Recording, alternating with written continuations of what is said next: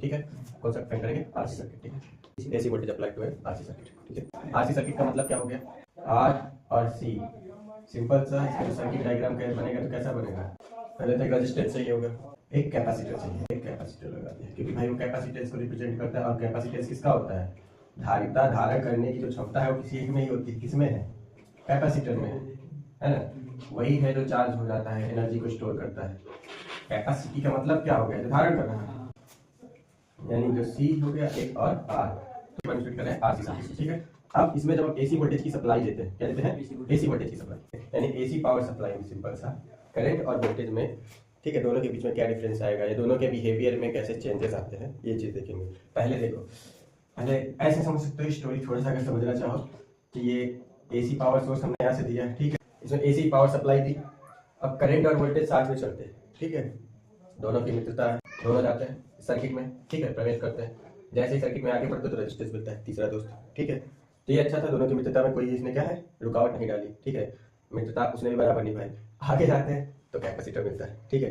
Capacitor मान चलो क्या करता है कि एक को ज्यादा दूर दे देता है, एक को कम दूर देता है, ठीक है। एक को कम मानता है, एक को ज्यादा मानता है, जिससे उन दोनों के बीच क्या आ जाती है? दरार आ जाती है, समझ सकते हो है ना। दोस्ती में दरार ऐसे नहीं पड़ती है।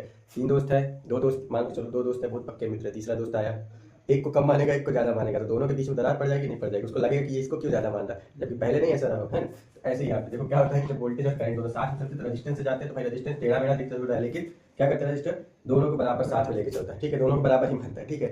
यानी अगर उसको 3 लड्डू मिले तो एक खुद खाएगा और एक उनको भी खिलाए, ठीक है। लेकिन कैपेसिटर के साथ में ऐसा नहीं, ठीक। जब ये दोनों यहाँ से होकर के जाते हैं, कौन कौन? करंट और वोल्टेज, ठीक है। जब यहाँ से, जब इससे बाहर गए, जब यहाँ पहुंचे तो क्या होता है भाई? यहाँ पहुंचेंगे तो ये सिंपल से दोनों के बीच में कुछ ना कुछ फुट डालने का कार्य करेगा, ठीक। क्या करेगा? एक को कम मानेगा, एक को ज्यादा मानेगा, ठीक है। तो अब अगर इसका बिहेवियर अलग है तो जाहिर सी बात दरार पड़ेगी, और वो दरार इतनी पड़ती है कि दोनों के बीच में 90 डिग्री का फेज डिफरेंस आ जाता है। तो ये क्या करता है कैपेसिटर? सिंपल सा करंट को ज्यादा भाव देता है या तूल देता है, ठीक है, और वोल्टेज को कम तूल देता है, ठीक है। तो उसको क्या करता है? लेग करवाता है। वोल्टेज को क्या कराता है? लेग करवाता है, और करंट को लीड करवाने लगता है पाई/2 से। यानी करंट को तो जल्दी छोड़ता है, लेकिन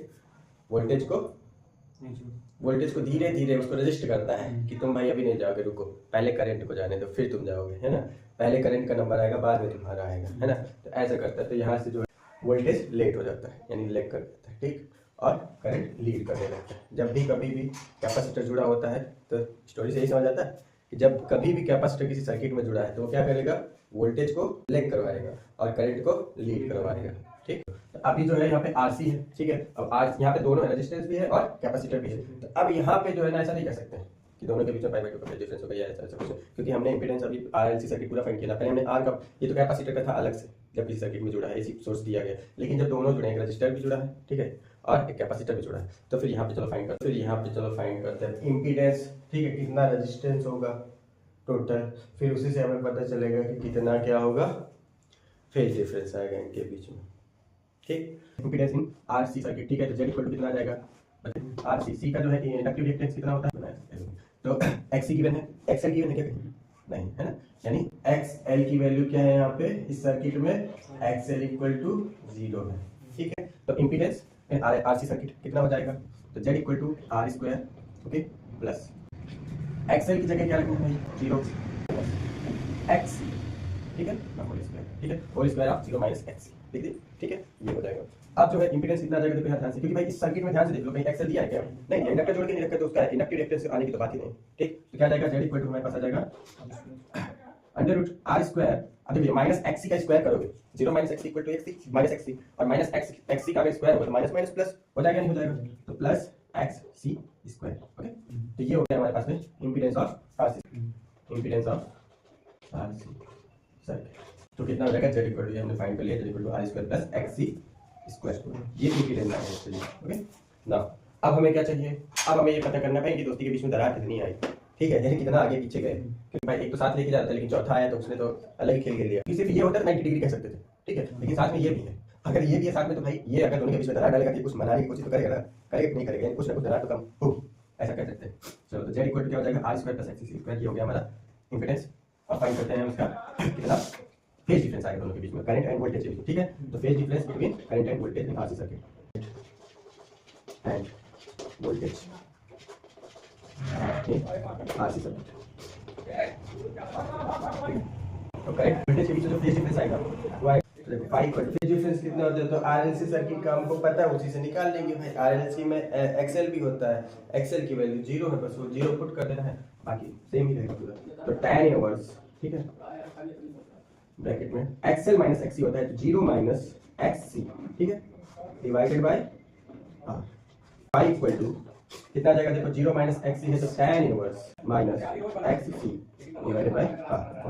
phi equal to tan inverse minus XC divided by R. अब यहाँ पे सबसे ज्यादा इंपॉर्टेंट चीज समझने वाली बात ये है, ये जो पूरी इक्वेशन वगैरह हमारे पास निकल के आई, कौन सी, ये जो इक्वेशन हमारे पास निकल के आई है, ठीक, phi equal to tan inverse minus XC divided by, ठीक। अब इससे क्या समझ में आता है, minus X C divided by R. यहाँ से हम ये कह सकते हैं सिंपल सा, अगर इसकी value tan inverse minus X C divided by R आता है, तो यहाँ पे हम ये कहेंगे सिंपल सा कि यहाँ करंट क्या करेगा, लीड करेगा। कभी भी करंट क्या करेगा, लीड करेगा, और वोल्टेज लैग करेगा। यहाँ समझ लेना। हमारे पास में फेज डिफरेंस आरएलसी सर्किट में क्या हो जाता है, phi equal to tan inverse XL minus XC divided by R. Okay, तो समझ में आई बात है, कौन लीड करेगा कौन लैग करेगा। अगर एक्सएल की वैल्यू ज्यादा है तो क्या होगा, ये वैल्यू प्लस में आएगी, क्योंकि ये वाली बड़ी होगी तो कितने से भी माइनस करोगे तो ये तो है तो उससे छोटी ही ना। तो हमेशा अगर 2 इधर वाली वैल्यू 2 है तो ये वाली 1 ही होगी, छोटी है, 2 से ज्यादा नहीं होगी, तो वैल्यू हमेशा प्लस में ही आनी है। और अगर प्लस में आनी है तो यानी इंडक्टर बड़ा है, ठीक है, और प्लस में आनी तभी तो इंडक्टर बड़ा है। और अगर प्लस में आती है तो सिंपल सा करंट क्या करेगा, करंट लैग करेगा, अगर प्लस में आती है ये वाली वैल्यू, ठीक। ये यानी एक्सएल की अगर वैल्यू बड़ी है तो करंट क्या करेगा, लैग करेगा, और अगर एक्ससी की वैल्यू बड़ी है तो करंट लीड करेगा, ठीक है। यहाँ से ये हो गया हमारा आरसी सर्किट के लिए, बस इतना ही करना है और ज़्यादा डिफाइन नहीं करना है। जो